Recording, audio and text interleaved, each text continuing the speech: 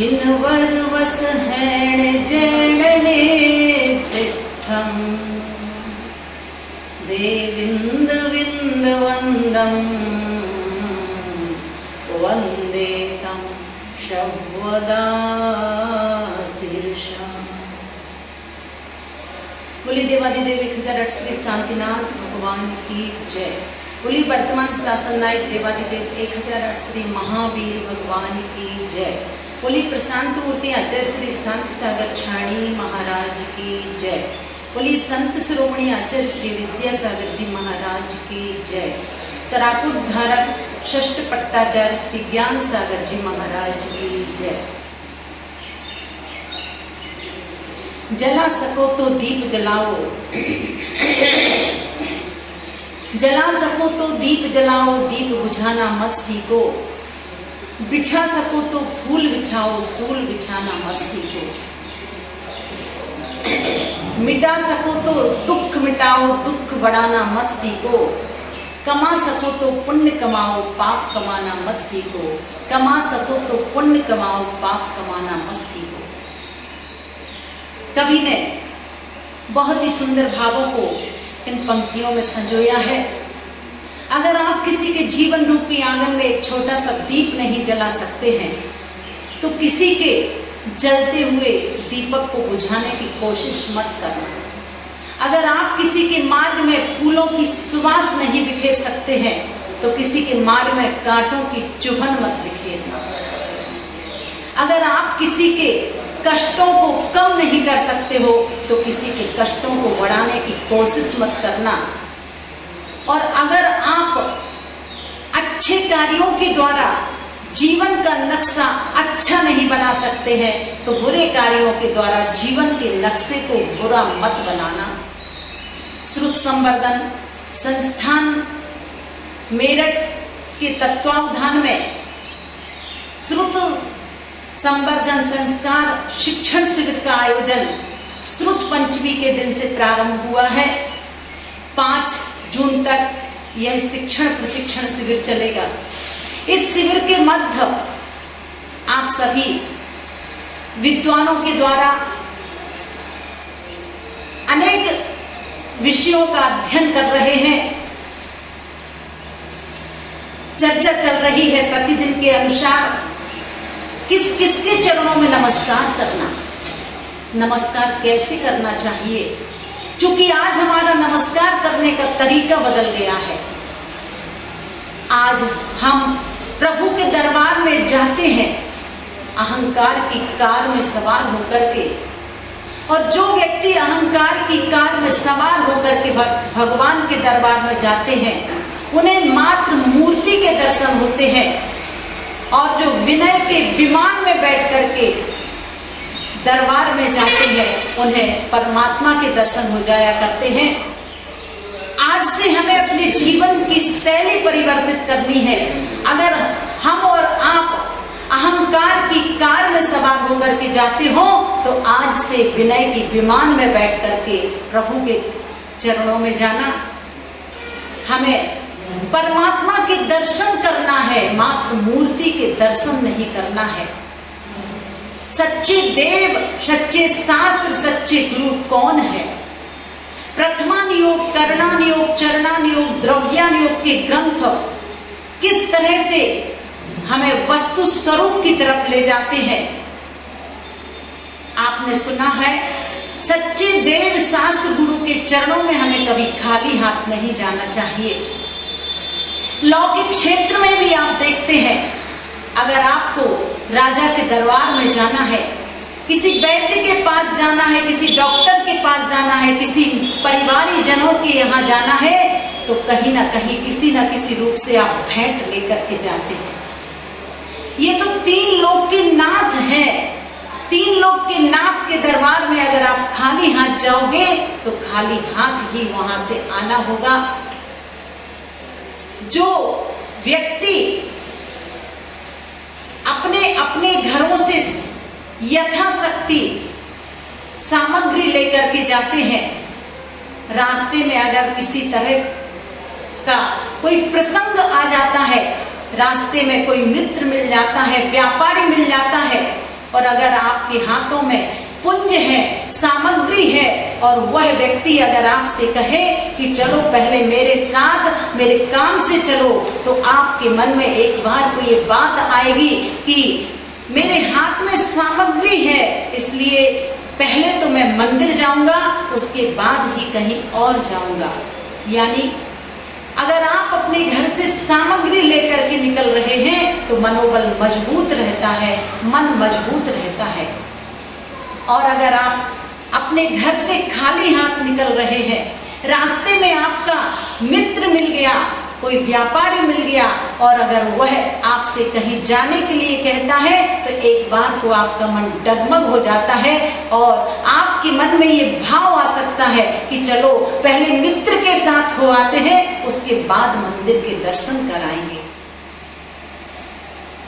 जितने भी छात्र छात्राएं, पुरुष एवं महिलाएं इस शिक्षण शिविर को अटेंड कर रहे हैं, सभी से मेरा यही कहना है कि प्रभु के दरबार में पुंज लेकर के जाइए, और जो पुंज लेकर के जाते हो कैसे समर्पित करना प्रभु के चरणों में 5 बार समर्पित करना। नमो अरिहंताणम, बीच में पुंज समर्पित करना, उसके ऊपर नमो सिद्धाणम बोल करके पुंज समर्पित करना, साइड से नमो आयनियाणम बोल करके, इस साइड नमो वज्झायाणम बोल करके, और नीचे की तरफ नमो लोए शब्द साहुणम बोल करके पुंज समर्पित करना चाहिए। प्रभु के चरणों में 5 बार पुंज समर्पित करना। माँ जिनवाणी के पास प्रथमम करणम चरणम द्रव्यम नमः, इस तरह से 4 बार समर्पित करना, और गुरुओं के पास श्री सम्यक दर्शनाय नमः, श्री सम्यक ज्ञानाय नमः, श्री सम्यक चारित्राय नमो नमः, इस तरह 3 बार पुंज समर्पित करना चाहिए। प्रभु के पास जिस समय आप नमोकार मंत्र पढ़ करके पुंज समर्पित करते हैं, आपका मन स्थिर रहना चाहिए। उसके बाद आप पंचांग नमस्कार करें, और महिलाएं गवासन मुद्रा से नमस्कार करें। आपको आपके माता पिता से कई तरह की जानकारियां मिलती हैं, पर वैज्ञानिक तथ्यों के साथ अगर जानकारी मिलती है तो निश्चित आपके भाव मंदिर जाने के होंगे, गुरुओं के पास जाने के होंगे, माँ जिनवाणी का पठन पाठन करने के होंगे। इस शिक्षण शिविर के मध्य हम अपने जीवन की शैली को परिवर्तित करें। हम अगर अच्छा सोचेंगे तो अच्छा ही सुनेंगे, अच्छा ही देखेंगे और अच्छा ही बोलेंगे। इसलिए हमें अपनी सोच को पॉजिटिव बनाना है, सकारात्मक बनाना है। सामने वाला व्यक्ति अगर आवेश के क्षणों में हमसे कुछ कह दिया करता है तो उस समय हमें चुप रहना चाहिए, क्योंकि सबसे भली चुप। 2 के बीच में अगर झगड़ा हो रहा है तो एक व्यक्ति को गम खा लेना चाहिए, और अगर एक व्यक्ति गम खा लेता है तो झगड़ा वही का वही समाप्त हो जाया करता है। हमें अपने अपने घरों को आदर्श घर बनाना है। सोने से पहले नमोकार मंत्र पढ़ करके सोइए। पहले सामूहिक रूप से 10 मिनट बैठ करके नमोकार मंत्र पढ़ते थे, तुमसे लागी लगन की स्तुति पढ़ते थे, मेरी भावना पढ़ा करते थे। उसके साथ ही साथ स्वाध्याय की परंपरा थी, पर आज वो सारे के सारे संस्कार लुप्त होते जा रहे हैं। हर व्यक्ति आज मोबाइल के माध्यम से अपना समय निकाल रहा है। निश्चित हम अपने अपने घरों को आदर्श घर बनाएं। इसके लिए आवश्यकता है परस्पर में एक दूसरे के सुख दुख में साथ देने की, अतिथि सत्कार की। पहले के समय में अगर कोई पति मंदिर में आता था, माताएं पूछती थी कि क्यों आज किसी को भोजन के लिए नहीं लाए हो, और आज अगर किसी को अचानक ले जाते हैं तो वो उत्साह और वो भावनाएं नहीं रहती हैं। आइएगा, हमें हर तरह के संस्कारों को इस शिक्षण शिविर के माध्यम से जगाना है। तभी यह शिक्षण शिविर हमारे जीवन में एक नई चेतना जागृत कर सकता है। इन्हीं भावनाओं के साथ मैं अपनी बात को विराम दे रही हूँ। बोलिए देवादिदेव 1008 श्री महावीर भगवान की जय। कितना विपन्न दोषाभ्र कलंक लेप है, व्याकोश वाण्याय मयूख माल, भूयात् पवित्रो भगवान मनो में। अहिंसा विश्व धर्म की जय। आचार्य शांत सागर छाणी महाराज की जय। गुरुदेव आचार्य श्री सुमत सागर जी महाराज की जय। बंधुओं, सम्यक ज्ञान की बड़ी महिमा है। आप सभी इस शिविर में भाग लेने वाले छात्र छात्राएं,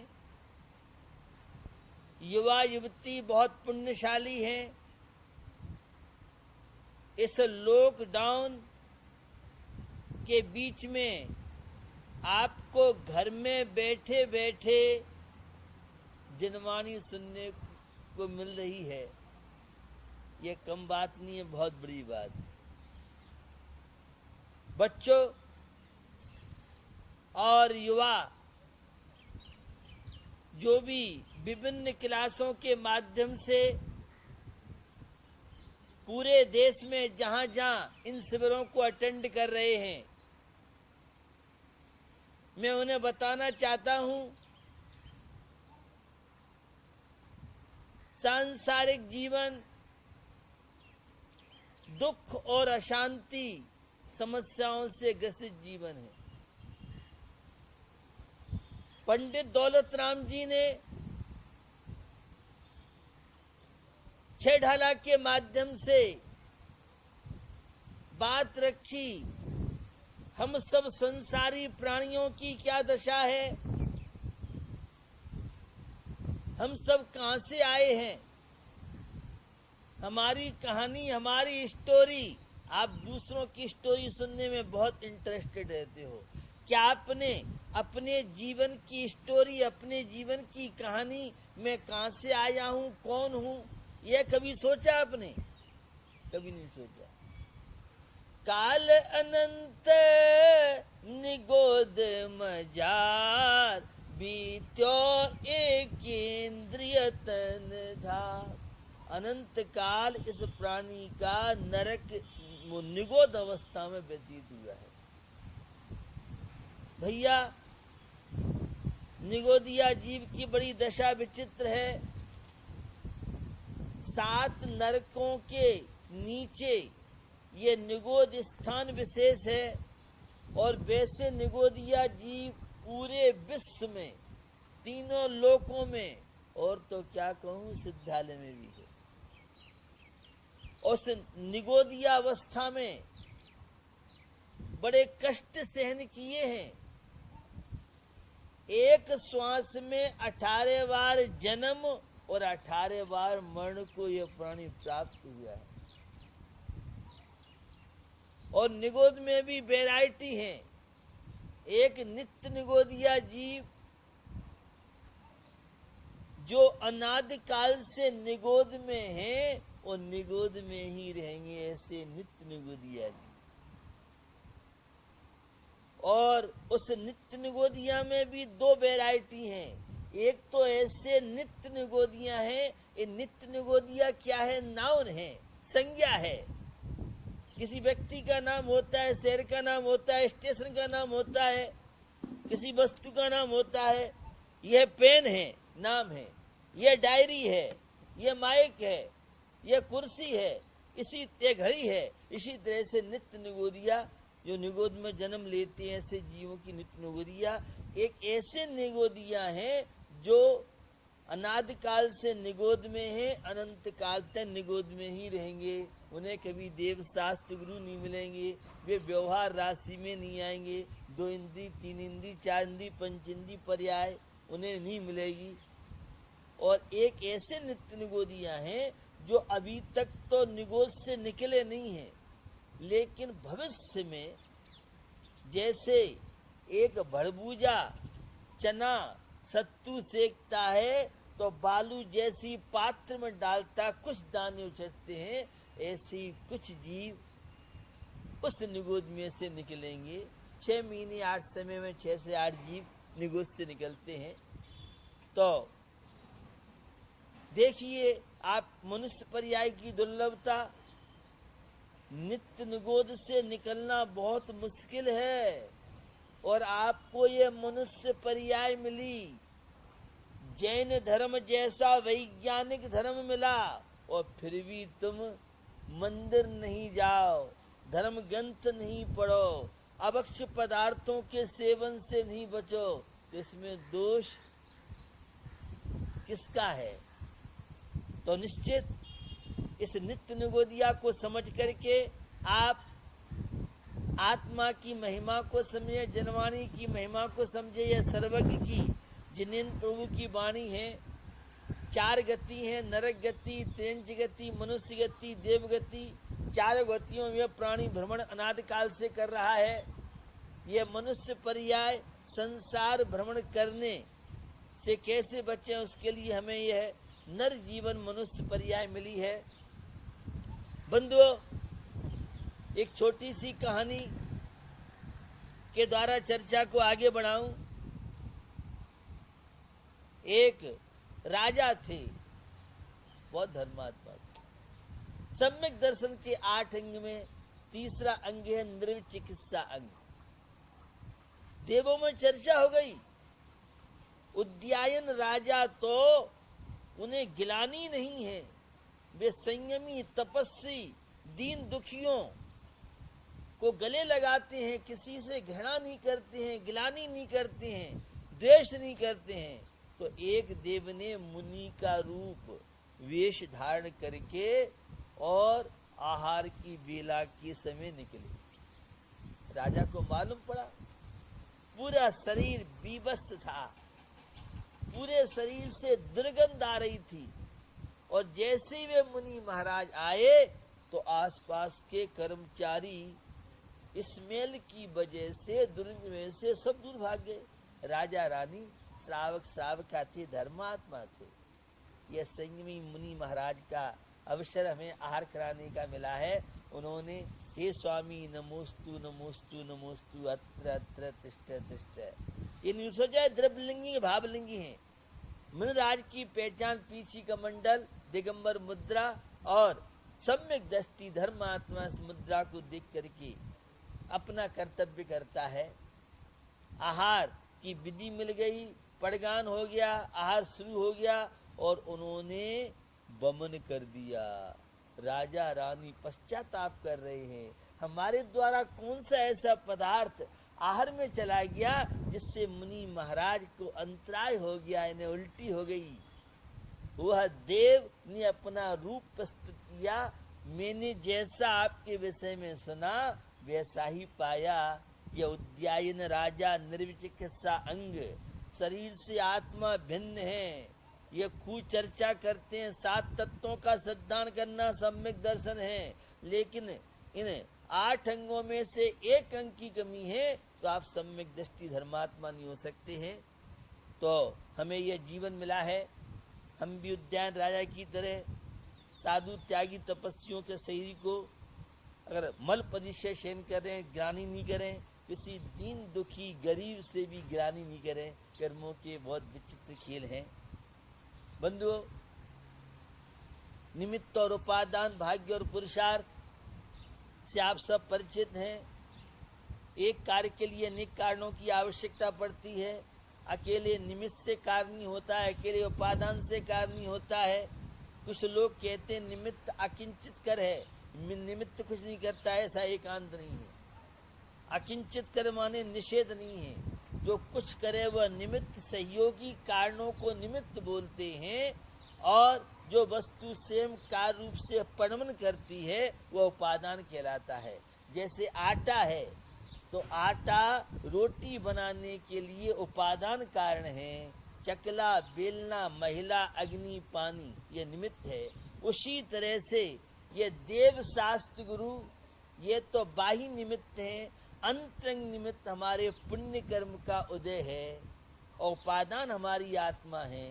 तो एक कार्य के लिए अनेक कारणों की आवश्यकता है। निमित्त को निमित्त रूप से मानिए, उपादान को उपादान रूप से मानिए। आचार्य प्रवाचन स्वामी ने प्रमेयकरण मार्तंड में लिखा है, साधक कारणों का सद्भाव, बाधक कारणों का भाव। दूसरी बात कुछ कहते हैं उपादान की योग्यता होगी तो निमित्त अपने आप आके मिल जाएंगे, ऐसा एकांत नहीं है। कुछ निमित्तों को बुद्धि पूर्वक जुटाना पड़ता है और कुछ निमित्त सहज में मिल जाते हैं। तो भैया अंतरंग निमित्त, बहिरंग निमित्त, उदासीन निमित्त, प्रेरक निमित्त, चाहे सम्यक दर्शन होगा तो केवली और शुद्ध केवली के पाद मूल में ही होगा और वह निमित्त जुटाना पड़ता है। इसलिए कुछ निमित्त सहज में मिल जाते हैं, कुछ निमित्त पुरुषार्थ को जुटाना पड़ते हैं। हमें इस निश्चय ने और व्यवहार ने निमित्त उपादान भाग्य और पुरुषार्थ को शाद्वाद अनेकांतात्म शैली समझ के देश और राष्ट्र के विकास के साथ साथ आत्मा का कल्याण कीजिए, आत्मा का उत्थान कीजिए, तो निश्चित आपके जीवन में भी सुख और शांति मिल सकती है। जीवन का कोई भरोसा नहीं है। यह कोरोना वायरस निरंतर बढ़ता जा रहा है, यह सब आपको जगा रहा है, कब किसका क्या हो जाए। अभी अभी मेरे पास एक घटना दिल्ली की आई कि अमुक सज्जन है, उन्हें कोरोना का वह असर हो गया है। तो भैया आशाओं का हुआ खात्मा, दिल की तमन्ना पड़ी रही, बस परदेसी हुए रवाना, प्यारी काया पड़ी रही, प्यारी काया पड़ी रही। मेरा आप सबको आशीर्वाद है, आप इस जनवाणी का लाभ लें और शिविर में स्वयं बैठें, दूसरे को प्रेरणा करें ताकि इस सम्यक ज्ञान के माध्यम से हम जीवन को पूर्ण सुखी बना सकें। इसी पवित्र भावना के साथ अहिंसा विश्व